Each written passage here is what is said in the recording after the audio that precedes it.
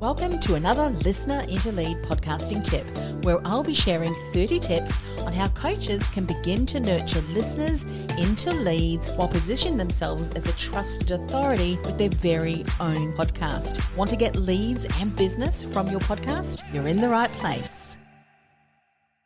Hey, it's Anne-Marie and welcome to another Listener into Lead podcast tip for coaches and consultants who want to launch a podcast to nurture listeners into leads, get clients, and build their business with their podcast.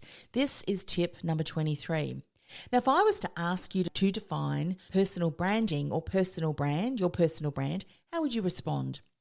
Now, if you've said your personal brand is your reputation, you would be correct. Personal branding or your personal brand is not a fad. It's not a buzzword that some marketers have begun throwing around as the flavour of the day. In fact, in my former business at a career consultancy, we were talking about the importance of personal branding back in 2000. So it's not a fad at all. Your personal brand is your reputation.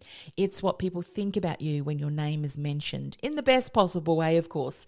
It's what people say about you when you are asked to share their experience. And while you can't control what people think or say about you, you can influence it. You can influence it by your actions, your interactions, your conversations. In fact, everything can impact your reputation, your personal brand, positively or negatively. So if you were to do a personal brand audit today, would people think and say the exact same things you'd want them to say? Or are you leaving it to chance? If you asked 5 people who knew you well to describe you in 5 words, would the 5 words they used to describe you be the same? And more importantly, are the 5 words you would want them to use to describe you?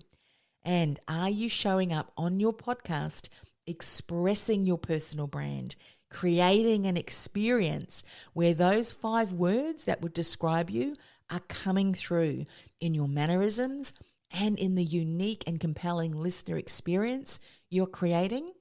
It should. I'll see you in the next tip.